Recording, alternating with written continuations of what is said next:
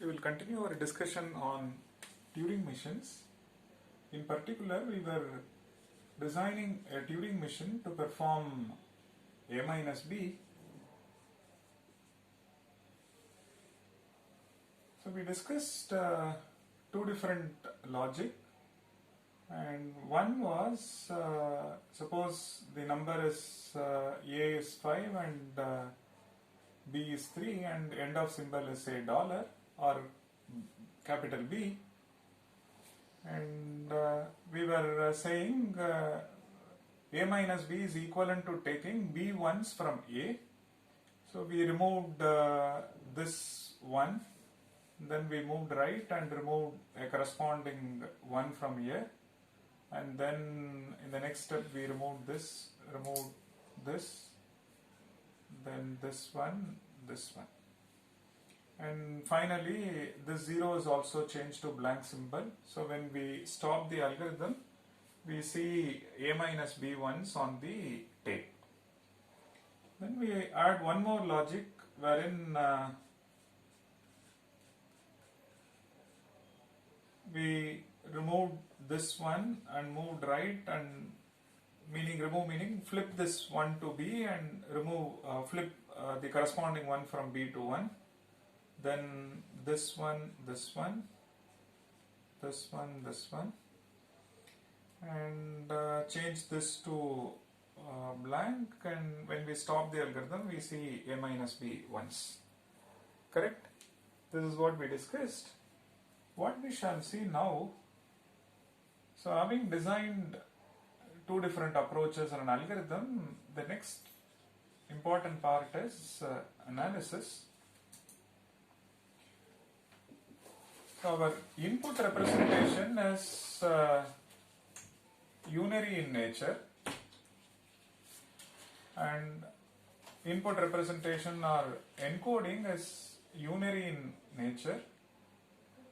So we need to fix a matrix, we need to fix the parameters of interest to analyze the time complexity. So in particular, as part of time complexity measure, what is that we are interested in?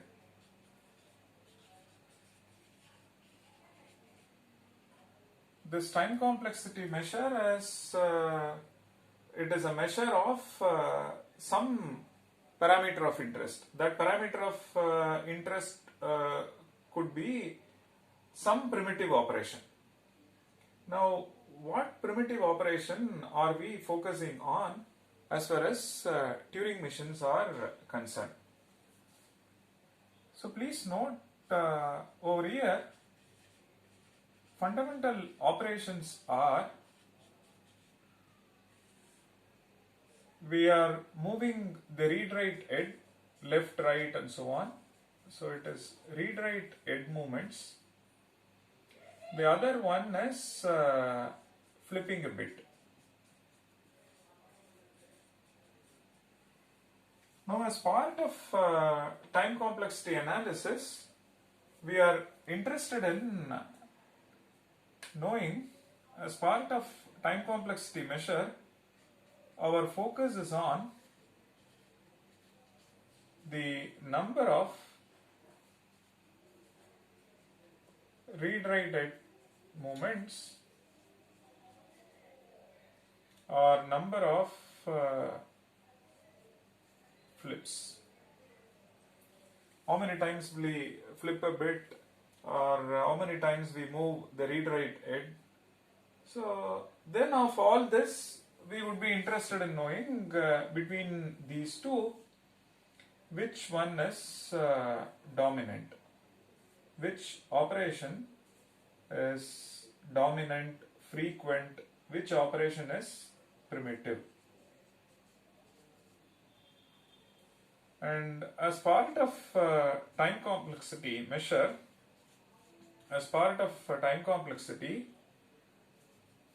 we express the count or the number of primitive operations.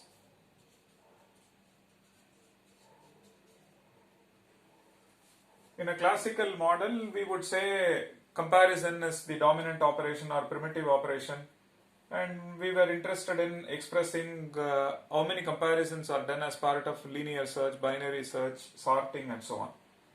But this mathematical model is different and unique, wherein the representation is unary, and the model behaves like on reading a bit, the read write control can move one bit left or one bit to its right. And because of write permission, it can also flip a bit. It can change the bit from 0 to 1 or 1 to B and so on. So the fundamental operations involved in this model are read write head movements and flipping a bit. And so naturally we are interested in knowing how many times I move the read write head and how many times I flip a bit. And as part of precise or step count analysis, we simply write the number of times this is performed and number of times this is performed. Then subsequently we are interested in knowing which operation is primitive, which operation among these two, and in case multiple operations are there, among multiple operations, which operation is primitive, which operation is dominant, which operation is frequently happening. As part of time complexity measure, we express the count of primitive operations. Fine.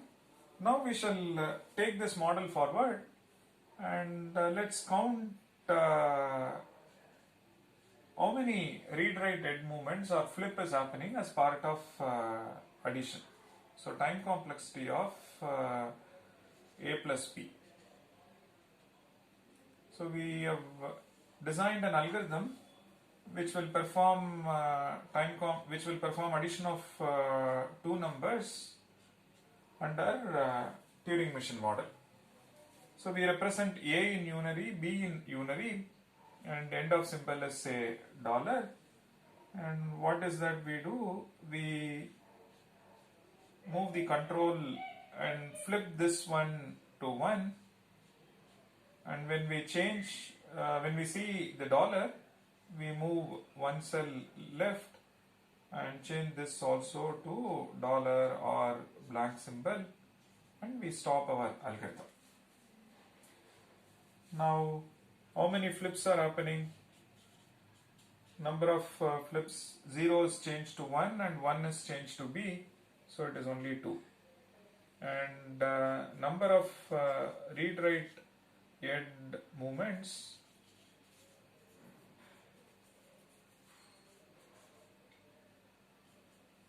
so we see that this one is A moves, this one is B, and then you can count, and in general you see that this will be A and this move will be B and B plus 1. So forward move is A plus B plus 1. So many moves are there. Then you change your direction and move one more, and that is another 1, and you flip it to B and stop your algorithm. So number of read-write head moves is A plus B plus 2. So now in the forward direction we move A followed by B plus 1, then change your direction and one more, so A plus B plus 2. Now input is A comma B in unary. What is our input size? Our input size is A plus B plus 0. 0 takes one bit and the dollar takes one more bit. So our input size is A plus B plus 2. Let me call this one as say N. Now what is our time complexity is precisely between these two. Dominant operation is this. So number of read-write head movements is precisely a plus b plus 2. Okay, and now this one is n, which means this algorithm is running in linear time, comma linear in input size. Okay, so one can also write, if you follow step count method, as per step count method, it is 2 plus a plus b plus 2, which is n plus 2, and this is also linear in input size. So this is what we are interested in. Fix a representation and then fix a mathematical model. Then take a case study, say a plus b. Design an algorithm keeping this representation and model in mind. Once it is done, with respect to the model and the associated algorithm, see what are the operations involved. Then of all the operations, identify the significant one or the primitive operations. With respect to primitive operations or significant operations, the other operations are relatively less significant. Then as part of time complexity measure, estimate how many times this fundamental operation is done, keeping this algorithm in mind. Now it turns out that the number of flips is 2 and number of read-write moves is a plus b plus 2. After that, the most important part is we should express this time complexity as a function of input size. For example, linear search, we say order n. What is n? N is the size of the array. For binary search, we say it is log n. Again, n is the size of the array. So we should express the time complexity as a function of input size, so that you can talk about whether it is linear in input size or quadratic in input size, and what would be the asymptotic growth if we increase the input size, which is why we always express time complexity as a function of input size.